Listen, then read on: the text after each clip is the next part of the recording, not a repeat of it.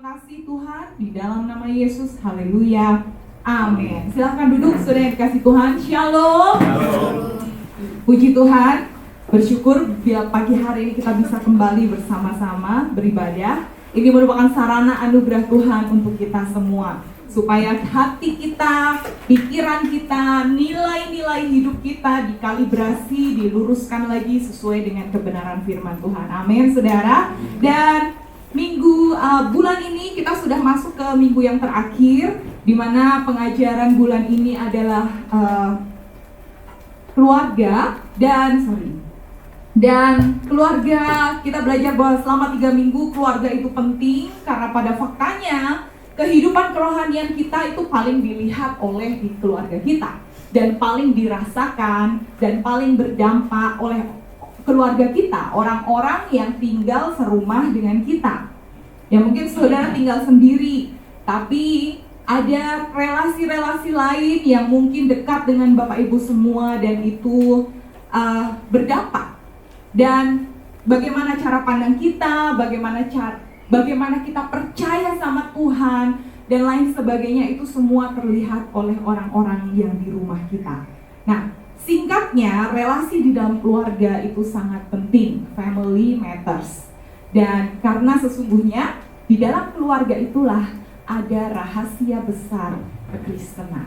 Nah, mari kita baca Alkitab kita di dalam Efesus pasal 5 ayat 22 sampai ayat 33. Dan di minggu terakhir ini kita akan belajar banyak hal yang mungkin jauh lebih aplikatif dalam setiap hidup kita. Mari kita baca kembali bergantian ya. Efesus pasal 5 ayat 22 sampai 33. Ini sempat disinggung di minggu pertama. Kita akan membahas ini kembali lebih dalam, terutama dalam hal-hal yang aplikatif. Yang sudah dapat ayat ini katakan amin. Amin. Oke, baik. Saya akan membaca terlebih dahulu ayat yang genap. Saudara baca ayat ganjil. Demikian firman Tuhan. Hai istri, tunduklah kepada suamimu seperti kepada Tuhan. Karena suami adalah kepala istri, sama seperti Kristus adalah kepala jemaat. Dialah yang menyelamatkan tubuh. Karena itu, sebagaimana jemaat tunduk kepada Kristus, demikian jugalah istri kepada suami dalam segala sesuatu. Hai suami, kasihilah istrimu sebagaimana Kristus telah mengasihi jemaat dan telah menyerahkan dirinya baginya, untuk menguduskannya sesudah ia menyucikannya dengan memandikannya dengan air dan firman, supaya dengan demikian ia menempatkan jemaat di hadapan dirinya dengan cemerlang, tanpa cacat atau kerut atau yang serupa itu, tetapi supaya jemaat kudus dan tidak tercela. Demikian juga suami harus mengasihi istrinya sama seperti tubuhnya sendiri. Siapa yang mengasihi istrinya mengasihi dirinya sendiri. Sebab tidak pernah orang membenci tubuhnya sendiri, tetapi mengasuhnya dan merawatinya, sama seperti Kristus terhadap jemaat. Karena kita adalah anggota tubuhnya. Sebab itu laki-laki akan meninggalkan ayahnya dan ibunya dan bersatu dengan istrinya, sehingga keduanya itu menjadi satu daging. Rahasia ini besar, tetapi yang aku maksudkan ialah hubungan Kristus dan jemaat. Bagaimanapun juga, kamu masing-masing berlaku. Kasihilah istrimu seperti dirimu sendiri, dan istri hendaklah menghormati suaminya. Amin. Bapak Ibu yang dikasihi Tuhan, selama saya terjun dalam dunia konseling dari tahun 2019 sampai 2025 ini, saya mendapati ada banyak sekali kasus-kasus di dalam keluarga. Dan semakin kesini, kasus-kasus itu semakin rumit-rumit keluarga-keluarga. Dan saya tuh berpikir ya, karena saya adalah konselor Kristen, tentu saja yang saya tangani adalah orang-orang Kristen. Kita berpikir ada banyak sekali keluarga yang bermasalah. Oh, itu adalah orang-orang di luar Kristen, orang-orang yang gak kenal Tuhan. Tetapi pada faktanya ada banyak orang-orang yang menyebut dirinya Kristen, mereka juga bermasalah di dalam keluarganya. Dan pada saat saya semakin mempelajari, ada banyak keluarga-keluarga yang bermasalah, ada banyak keluarga-keluarga yang relasinya tidak baik. Pada faktanya didasari oleh sebuah sikap kerohanian yang juga tidak benar, tidak beres. Kenapa? Karena di dalam ayat yang kita baca, di dalam kitab Efesus ini, kita melihat ada korelasi antara iman, antara hubungan dengan Tuhan, dengan hubungan dengan sesama kita. Di ayat yang ke-22 sampai ayat 33, memang Rasul Paulus ini sedang berbicara tentang hubungan antara suami dan istri. Tetapi perhatikan, di ayat yang ke-32, Paulus memberikan sebuah penekanan. Rahasia ini besar, tetapi yang aku maksudkan ialah hubungan Kristus dan jemaat. Artinya apa? Tuhan itu menggunakan hubungan suami istri, relasi di dalam keluarga, untuk menunjukkan relasinya dengan kita umatnya, dengan kita anak-anaknya, bahkan kita juga disebut mempelainya. Dan sehingga pada saat hubungan seseorang juga bermasalah dengan Tuhan, itu juga akan berdampak dengan hubungan di dalam keluarga, di dalam relasi kita. Dan kenapa ada banyak sekali, semakin banyak masalah di dalam keluarga, iblis, sistem dunia berusaha merusak hubungan suami istri, berusaha merusak hubungan keluarga di dunia ini, supaya manusia semakin sulit memahami relasi dengan Tuhan. Semakin rusak hubungan yang kita bisa lihat, apalagi dengan orang atau pribadi yang kita tidak bisa lihat. Begitu juga dengan sebaliknya. Pada saat kita bermasalah dengan Tuhan, kita juga akan berdampak dengan orang-orang yang kita lihat. Dan inilah yang membedakan kekristenan dengan agama-agama lain atau kepercayaan-kepercayaan lain. Kepercayaan-kepercayaan lain menganggap mereka adalah sebuah agama ritual, dan pada saat mereka melakukan ritual-ritual tertentu, mereka akan mendapatkan hal-hal tertentu. Tetapi kita tidak pernah mendapatkan itu di dalam kekristenan. Selama saya membaca dari kitab Kejadian sampai Wahyu, Tuhan selalu menggambarkan hubungan, relasi antara Dia dengan umatnya, antara Dia dengan kita anak-anaknya. Kekristenan itu bukanlah agama. Kekristenan adalah sebuah hubungan, ajakan untuk kita punya relasi dengan Tuhan. Kenapa? Karena sebenarnya Tuhan menciptakan manusia untuk berelasi. Kalau Bapak Ibu baca kitab Kejadian, saudara akan membaca di mana Tuhan itu punya kebiasaan ngopi bareng sama Adam Hawa. Dikatakan bahwa seperti biasa Tuhan berjalan-jalan sore. Untuk apa? Ketemu sama Adam Hawa pada saat itu. Tetapi saat dosa masuk, Adam Hawa jatuh ke dalam dosa, Tuhan yang begitu kudus tidak bisa lagi punya relasi dengan manusia yang sudah tidak kudus. Lalu apa yang bisa memulihkan relasi ini? Ya, Dia yang kudus harus datang ke dalam dunia dan menjadi penebusan buat kita, supaya kita dapat kembali berelasi dengan Dia. Amin, saudara. Ini kekristenan. Kekristenan bukan tentang ritual-ritual agama, bukan, tetapi tentang hubungan. Dan itulah kenapa Tuhan memberikan analogi, memberikan gambaran bagaimana hubungan Tuhan dengan jemaat, sebagaimana suami dengan istri. Makanya pada saat saya melayani keluarga-keluarga yang relasi suami istri, orang tuanya baik, anak-anaknya bisa memahami Tuhan, jauh lebih mengerti. Tetapi bagi suami istri yang bermasalah, anak-anaknya akan punya kesulitan-kesulitan tertentu. Saya tidak bilang tidak bisa ya. Ada kesulitan-kesulitan tertentu untuk memahami Tuhan. Dan itulah kenapa iblis berusaha merusak hubungan suami istri, hubungan keluarga di dunia ini. Karena ini mengandung rahasia besar di dalam kekristenan. Nah, selama 3 minggu kita sudah belajar apa yang Alkitab nyatakan tentang keluarga. Nah, hari ini kita akan lebih aplikatif. Jadi sebenarnya hubungan seperti apa yang Tuhan harapkan di dalam relasi di dalam keluarga, terutama suami dan istri. Ada 3 hal yang kita perlu pelajari. Yang pertama, relasi di dalam keluarga sebagaimana hubungan kita dengan Allah harus dilandasi dengan kasih. Ayat 25 sampai ayat 30. Boleh satu orang minta tolong untuk bantu saya bacakan lagi? Ayat 25 sampai 30. Suami, kasihilah istrimu sebagaimana Kristus telah mengasihi jemaat dan telah menyerahkan dirinya baginya untuk menguduskannya, sesudah ia menyucikannya dengan membatikannya dengan air dan firman, supaya dengan demikian ia menempatkan jemaat di hadapan dirinya dengan cemerlang, tanpa cacat atau kerut atau yang serupa itu, tetapi supaya jemaat kudus dan tidak tercela. Demikian juga suami harus mengasihi istrinya sama seperti tubuhnya sendiri. Siapa yang mengasihi istrinya, mengasihi dirinya sendiri. Sebab tidak pernah orang membenci tubuhnya sendiri, tetapi mengasuhnya dan merawatinya, sama seperti Kristus terhadap jemaat. Karena kita adalah anggota tubuhnya. Ya, berkali-kali ada satu kata yang diulang, yaitu kasih. Hal yang mendasari dalam hubungan yang Tuhan kehendaki adalah kasih. Salah satu kebutuhan manusia yang terbesar adalah dikasihi. Bahkan seorang yang bernama Bunda Teresa waktu masih hidup, dia pernah berkata, kelaparan terbesar umat manusia bukanlah kelaparan akan roti, tetapi kelaparan akan cinta kasih.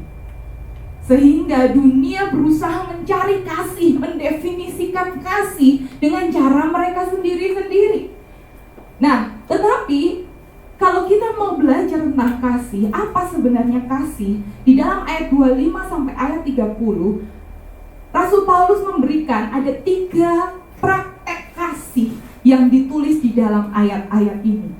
Kalau kita berkata kita mengasihi pasangan kita, kalau kita berkata kita mengasihi keluarga kita, kalau kita berkata kita mengasihi Tuhan, apa prakteknya? Apa buktinya?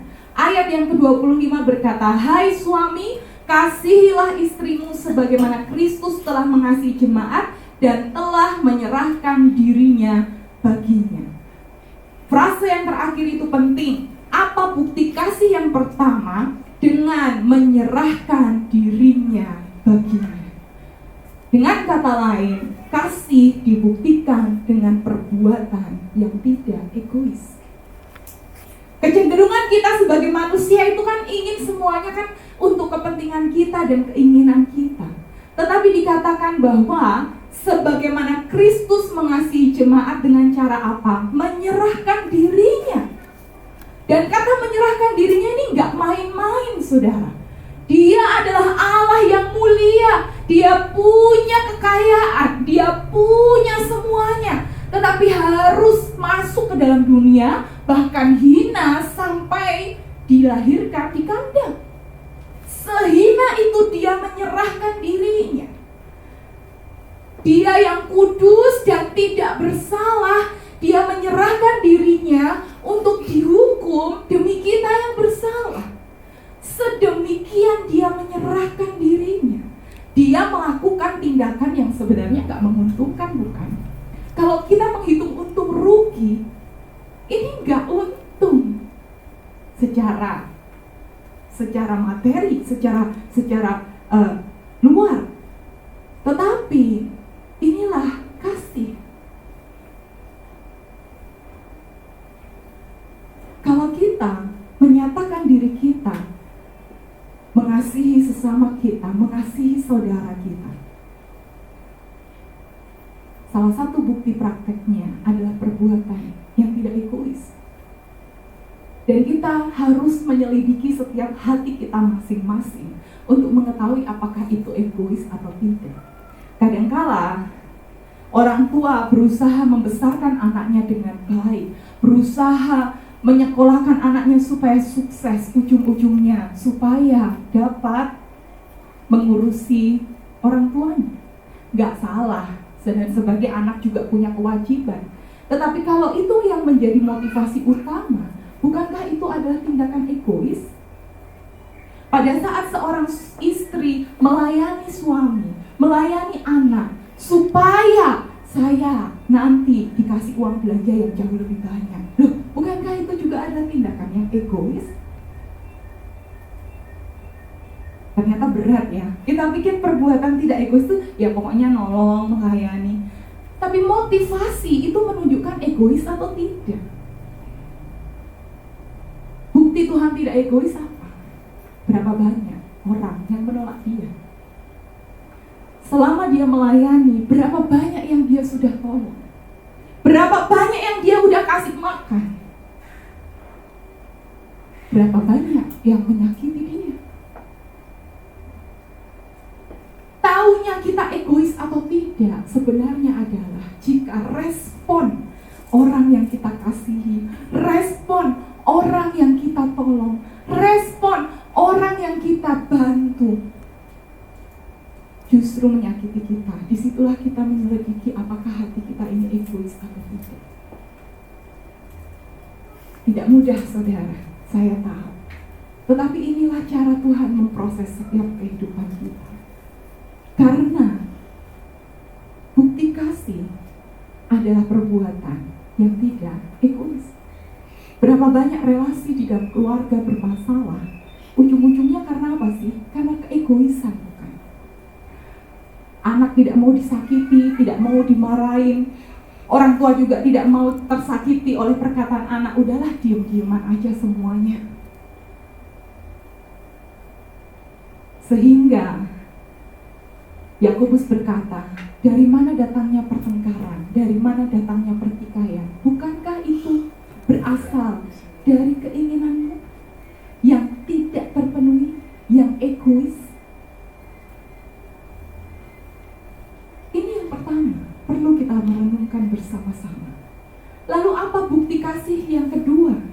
Ayat 26 sampai ayat 27 berkata, untuk menguduskannya sesudah ia menyucikannya dengan memandikannya dengan air dan firman, supaya dengan demikian ia menempatkan jemaat di hadapan dirinya dengan cemerlang, tanpa cacat dan kerut. Apa yang menjadi bukti yang kedua dari kasih? Firman Tuhan berkata, ia menguduskan jemaat, menyucikan, memandikan dengan air dan firman. Tuhan ingin umat, jemaat, anaknya yang tidak bercacat kerut, yang mulus. Bagaimana caranya? Dia menyucikan dengan air dan firman. Amos 8 ayat 11 berkata, air adalah firman yang membersihkan dan menyucikan kehidupan kita. Tindakan kasih juga dibuktikan dengan perkataan yang mengubahkan. Dan bagaimana kita bisa memberikan perkataan-perkataan yang mengubahkan? Tidak lain dan tidak bukan melalui apa? Firman Tuhan. Kultur dunia ini seringkali berubah, saudara. Kalau saudara dibesarkan, mungkin saudara udah usia 30 tahun ke atas, mungkin saudara dibesarkan dengan orang tua yang punya pemahaman harus dikerasi supaya tangguh. Dan dan itu adalah dimiliki atau dialami oleh hampir semuanya. Itu kultur. Sehingga seringkali perkataan-perkataan itu bisa menyakiti. Dasar kamu bodoh, gitu aja kamu gak bisa, ya kan? Kamu itu anaknya siapa sih? Lah padahal anaknya sendiri. Padahal Mazmur berkata, Tuhan itu menjadikan anak-anak itu segambar dan serupa dengan dia. Kejadiannya ajaib dan indah, dan aku menyadarinya. Tetapi tanpa kita sadari, kita menggunakan perkataan-perkataan kita untuk sebenarnya pengennya tuh untuk membuat dia tangguh gitu. Tetapi jatuhnya menyakiti. Kenapa? Karena perkataan yang kita keluarkan itu berlawanan dengan firman Tuhan. Perkataan yang di dalam firman Tuhan dikatakan bahwa anak-anak dikasihi oleh Tuhan. Dia diciptakan segambar dan serupa dengan Allah. Kejadianku dahsyat dan ajaib.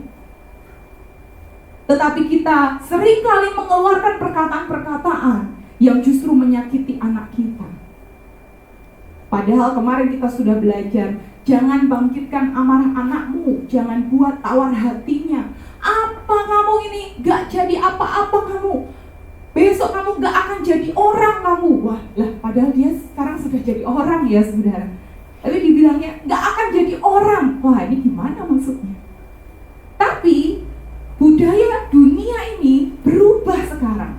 Yang dulunya sangat keras, sekarang kita melihat ada perubahan yang sangat signifikan. Orang tua sekarang juga mengatakan atau sekarang jadi jauh terlalu lembek. Makanya zaman sekarang disebut dengan strawberry generation. Generasi strawberry yang kalau ketemu sedikit masalah, aduh, aku kena mental issue. Aku trust issue nih, aku anxiety.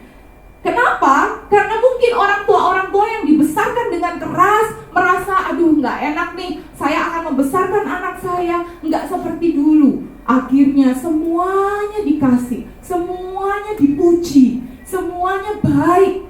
Kemarin ada seorang teman kami dari Jakarta yang mampir ke Magelang dan kami ajak ke Borobudur, ke Gereja Ayam. Nah, waktu di Gereja Ayam kami bertemu dengan satu keluarga yang menarik, saudara. Suami istri dengan anaknya 2. Salah satu anaknya itu nuakal banget, sampai mengganggu orang-orang yang ada di sekitarnya gitu kan. Karis termasuk yang agak mau diganggu karena dia kan lagi main tab dan lain sebagainya. Nah, satu ketika anak ini setelah melakukan sebuah kenakalan, kakaknya ngelapor ke papahnya. Terus anaknya yang kedua itu nangis. Terus apa respon papahnya? Respon papahnya bilang, nggak apa-apa, kamu nggak apa-apa kok. Sudah nggak usah nangis. Kamu kepengen apa? Papa belikan. Sik. Ini masalahnya apa? Penyelesaiannya apa? Ini sedang bermasalah sama kakaknya, penyelesaiannya nanti papa belikan. Ini kan nggak nyambung gitu. Tetapi itu yang terjadi sama banyak keluarga. Wes pokok men, sik penting kamu nggak nangis. Semua yang kamu mau saya kasihkan. Sehingga menghasilkan apa? Anak-anak juga yang bermasalah. Firman Tuhan berkata apa sih? Perkataan firman Tuhan itu penuh kebenaran, tapi juga penuh kasih. Bukan yang sudah nggak apa-apa, yang salah juga nggak apa-apa, yang jelas berdosa juga tidak apa-apa.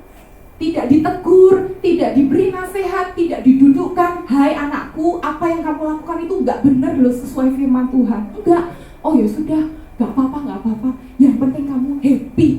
Wah, ini juga membuat bermasalah, saudara. Lalu perkataan seperti apa sih yang seharusnya kita praktekkan, yang seharusnya kita lakukan? Firman Tuhan yang tadi berkata, dengan air dan firman. Tuhan berkata kepada Musa di dalam kitab Ulangan, hai bapak-bapak, orang tua, perkatakanlah Taurat kepada anakmu siang dan malam, pada saat dia berdiri, pada saat dia tidur, pada saat kamu pergi, pada saat kamu makan, perkatakanlah firman Tuhan. Makanya kita punya tanggung jawab untuk kita kepada Tuhan. Ya udahlah, diserahkan ke sekolah minggu aja, nggak apa-apa. Tapi orang tua itu juga punya tanggung jawab. Justru Tuhan memberikan anak kepada kita untuk kita didik dengan firman Tuhan. Karena melalui firman Tuhan sajalah yang sanggup mengubahkan setiap manusia. Amin, saudara. Mungkin nggak berubah sekarang, tapi saat kita mengajarkan firman Tuhan, tentu ya tadi dengan perbuatan juga. Kalau cuma ngomong tok ya orang juga males gitu. Perbuatan tapi juga perkataan. Karena banyak orang tidak seimbang. Yang penting kan aku sudah melakukan. Udahlah, gak usah dikandani. Paling ngerti dewe. Nggak ngerti, saudara. Pasti nggak ngerti. Anak kita perlu harus perkatakan dan mendidik.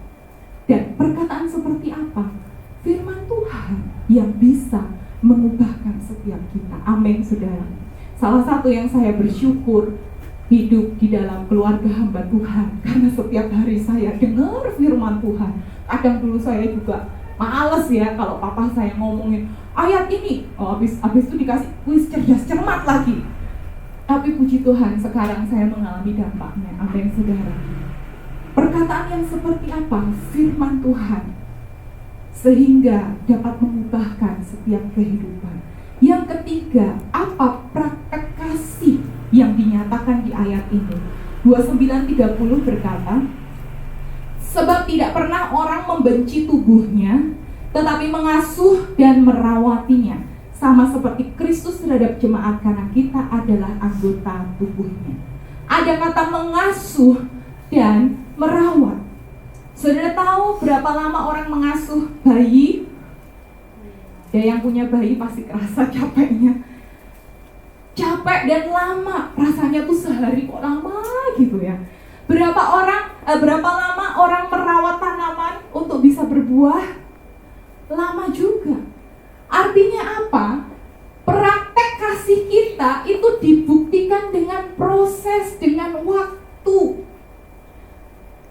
Kasih yang tidak menyerah, sikap yang mau terus bertumbuh dan berpengharapan kepada pasangan kita. Kayaknya kok nggak berubah-berubah.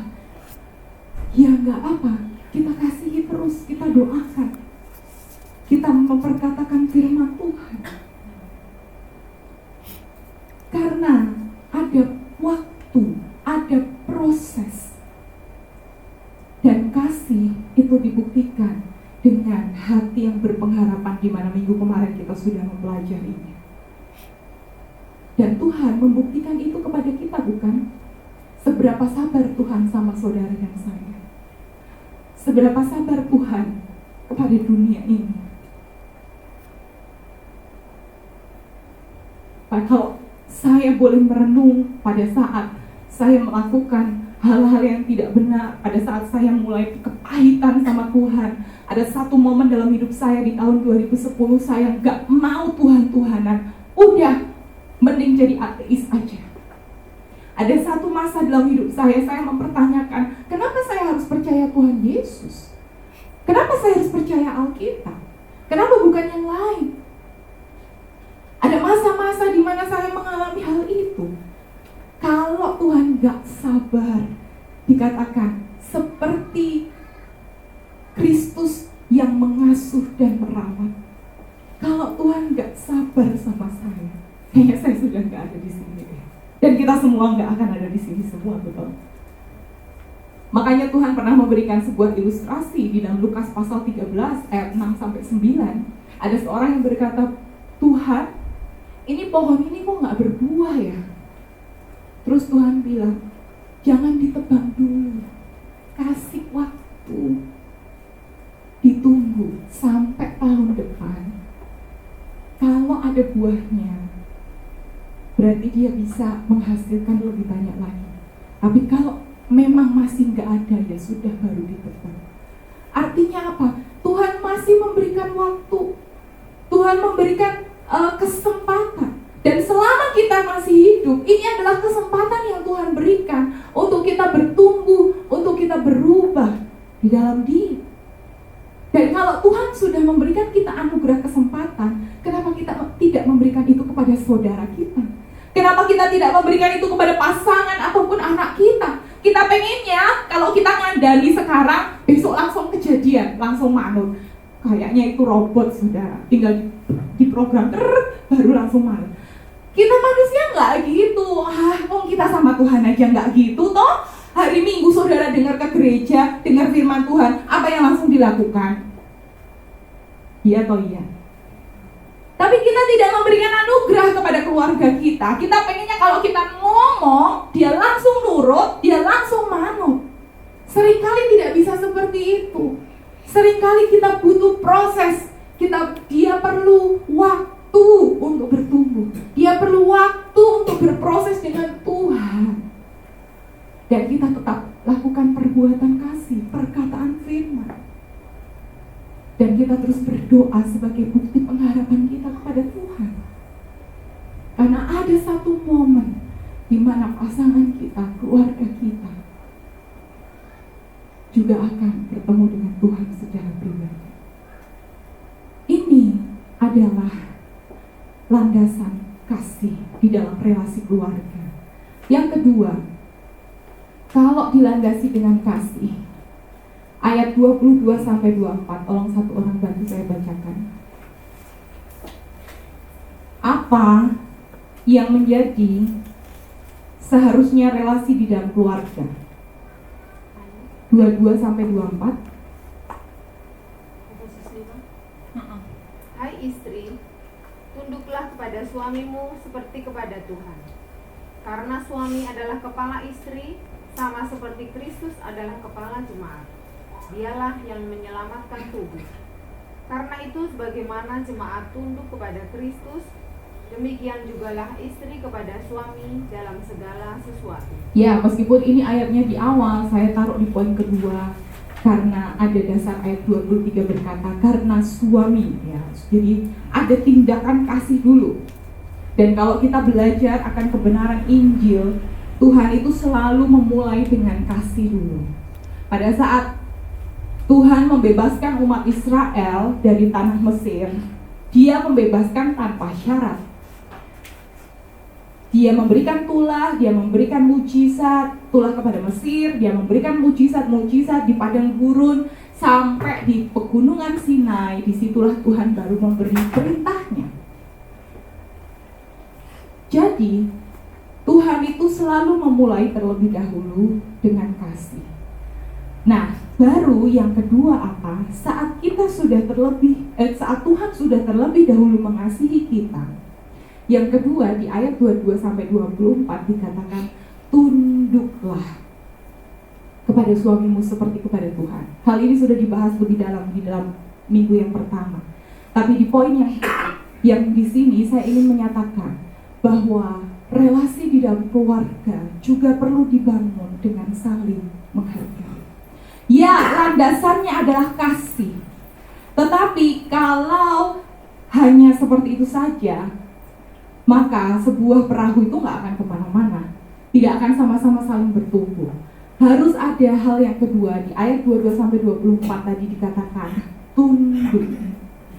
Rasul Paulus juga memberikan nasihat kepada jemaat di Galatia dan jemaat di Filipi. Dikatakan saling menghormatilah kalian satu sama yang lain.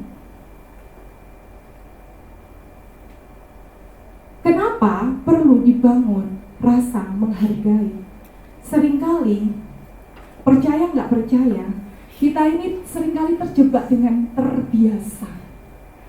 Kemarin sekali lagi, teman saya yang dari Jakarta itu waktu saya ajak ke Magelang, lalu saya ajak ke gereja ini, dia kaget karena waktu turun dari perempatan itu dia bisa lihat gunung. Saya nggak tahu itu gunung apa ya. Merbabu. Terus dia bilang, wah bagus juga ya, setiap kali ke gereja bisa lihat gunung. Terus saya sama suami saya kayak, kita nggak pernah nyadar itu, ya nggak sih? Kayak, oh iya ya, iya loh, bagus banget loh itu. Mungkin karena kita udah terbiasa kali ya setiap hari lihat itu, jadi kayaknya itu tuh sudah menjadi suatu hal yang tidak indah. Seringkali kita itu terjebak dengan terbiasa. Suami istri mungkin dulu banget waktu PDKT, kalau dikasih bantuan atau dikasih minum, aduh makasih ya. Atau misalnya ditolongin apa, aduh gak usah repot-repot, gak apa-apa tak bantu, makasih ya gitu.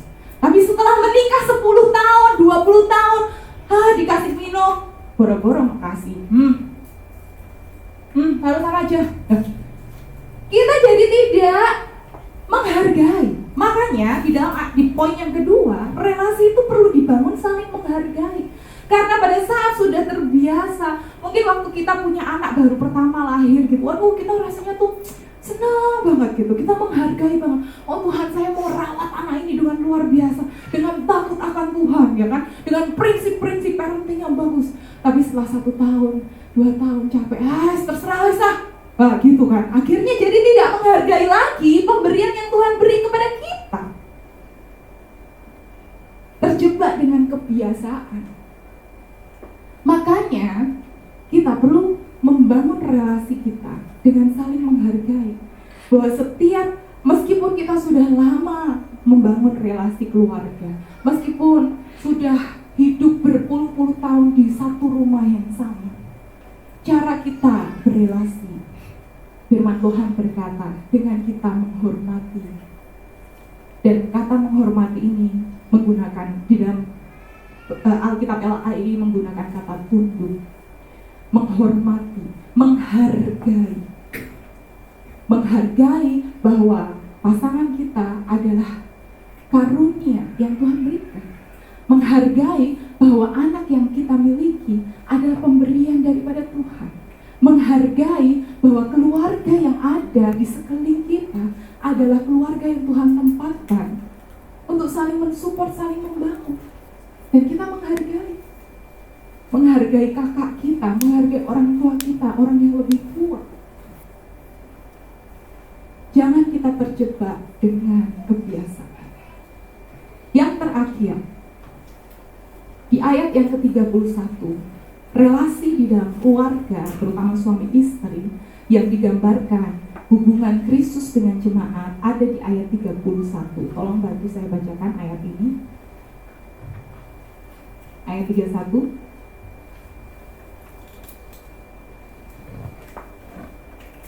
Ayat 31, segala kepahitan.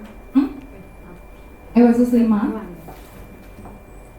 Sebab itu laki-laki akan meninggalkan ayahnya dan ibunya dan bersatu dengan istrinya, sehingga keduanya itu menjadi satu daging. Yes. Di sini dikatakan keduanya menjadi satu daging. Ini adalah sebuah gambaran hubungan yang paling intim dalam suami istri. Dan saya membaca bahwa hubungan keintiman antara suami istri ini merupakan perayaan dari sebuah persatuan dan keterbukaan. Dan seharusnya di dalam kehidupan relasi suami istri akan keterbukaan dan juga persatuan suami istri itu akan membawa sebuah kepuasan dan kenikmatan tanpa adanya rasa tuduhan atau rasa bersalah. Makanya tidak boleh ada hubungan seks di luar pernikahan, karena pasti akan ada rasa bersalah. Nah, Paulus menggambarkan hubungan suami istri ini adalah hubungan yang sangat intim, namun bisa mendatangkan sebuah keindahan dan kenikmatan dan kepuasan sebagaimana hubungan Kristus dengan jemaatnya. Itulah kenapa juga Raja Daud pernah berkata, lebih baik aku 1 hari di pelataranmu daripada 1000 hari di tempat lain. Itu adalah sebuah ungkapan di mana keintiman dengan Tuhan itu begitu indah dan begitu memuaskan. Di dalam kehidupan kita bersama dengan Tuhan, seharusnya kepuasan kita datang daripada relasi bersama dengan Tuhan. Itulah yang dikatakan oleh seorang ilmuwan yang bernama Blaise Pascal. Dia pernah berkata, Tuhan, manusia memiliki lubang di dalam hatinya yang hanya bisa dipuaskan oleh Tuhan sendiri. Lalu, apa kaitannya di dalam keluarga? Seringkali yang saya amati, anggota-anggota di dalam keluarga sulit untuk membangun keintiman, takut untuk terbuka satu sama lain. Karena pada saat orang di rumah tahu keburukan saya, tahu apa yang saya lakukan secara tersembunyi, mungkin kita tidak diterima oleh mereka lagi. Inilah kenapa ada banyak anak-anak yang tidak mau diketahui apa yang dia lakukan di dalam kamar. Pokoknya dikunci, truk juga. Gak masalah, ada privacy. Tetapi hubungan relasi yang indah adalah pada saat kita bisa saling terbuka, saling bercerita di dalam keintiman antar relasi rumah tangga, terutama suami dan istri. Kenapa bisa terbuka dan bisa saling mengalami kepuasan?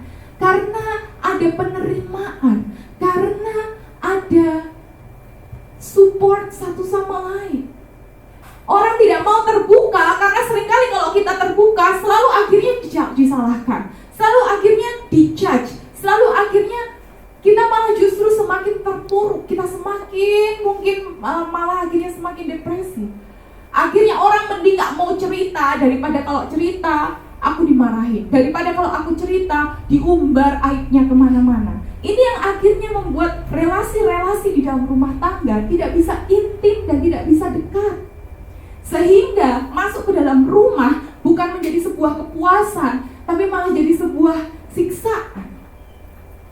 Lebih baik aku cerita sama orang di luar, lebih baik aku terbuka dengan orang di luar ketimbang di rumah, dan itu bahaya. Berapa banyak anak-anak perempuan yang jatuh ke dalam hal-hal yang tidak baik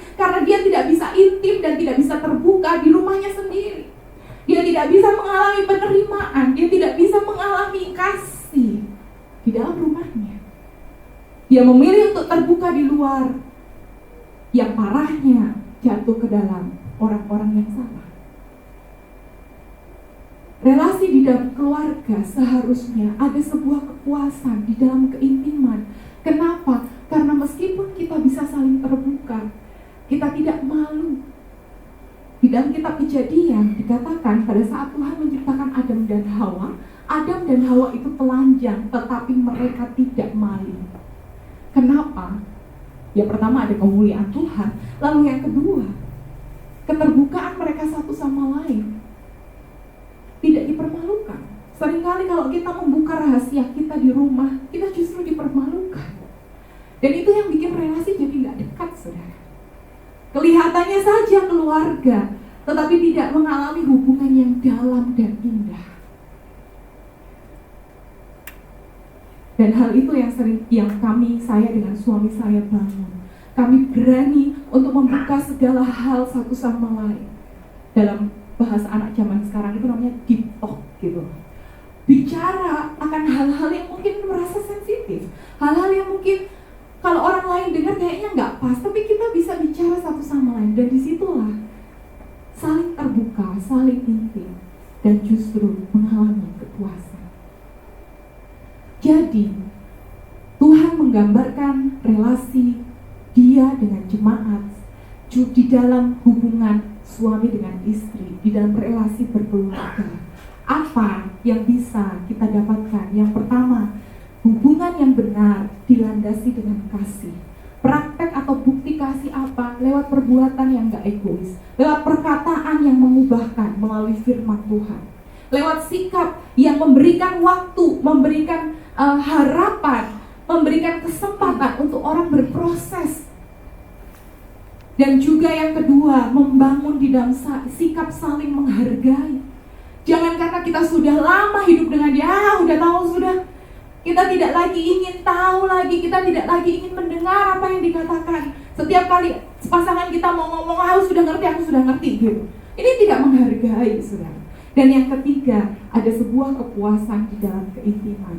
Mungkin rasanya kita sulit sekali untuk melakukan hal ini, tapi ada kabar baik. Sebagai ayat yang terakhir, kita buka 1 Yohanes 4 ayat 10-11. Apa yang menolong kita bisa melakukan hal-hal ini? Mungkin secara daging kita merasa, bagaimana boro-boro bisa mengasihi. Saya aja terus disakiti mungkin. Tapi ini yang akan menolong kita untuk bisa mengasihi pasangan kita, anak kita, orang tua kita, keluarga kita yang sulit. 1 Yohanes 4 ayat 10-11. Silahkan saudara baca bersama-sama. Sudah dapat katakan amin? 1, 2, 3. Inilah kasih itu, bukan kita yang telah mengasihi Allah, tetapi Allah yang telah mengasihi kita dan yang telah mengutus anaknya sebagai pendamaian bagi dosa-dosa kita. Saudara-saudaraku yang kekasih, jikalau Allah sedemikian mengasihi kita, maka haruslah kita juga saling mengasihi. Ya, apa yang menjadi dasar kita bisa mengasihi orang yang sulit? Apa yang menjadi dasar kita bisa memberikan kesempatan kepada anak kita untuk berubah? Apa yang menjadi dasar untuk kita bisa menghargai orang lain? Di dalam ayat yang 10 dikatakan, inilah kasih itu, yaitu bukan kita yang lebih dahulu mengasihi Tuhan, tidak, tapi Tuhan yang jauh terlebih dahulu mengasihi kita.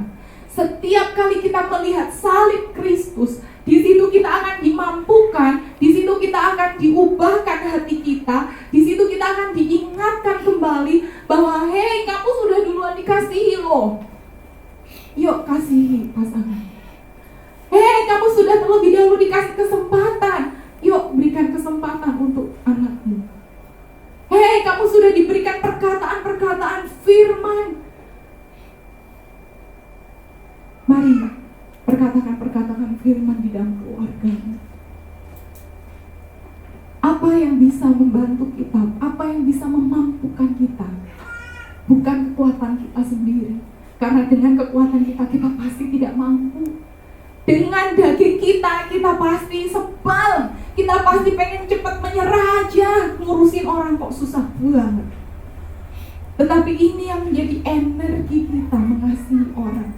Ini yang menjadi dasar kita mengasihi keluarga kita, yaitu bahwa kita sudah terlebih dahulu dikasihi Tuhan. Amin, saudara. Ini yang akan menolong kita dan memberikan energi untuk kita terus mengasihi.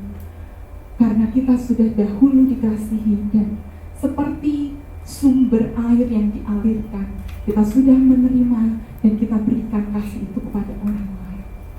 Dan orang yang pertama kali yang bisa kita salurkan siapa?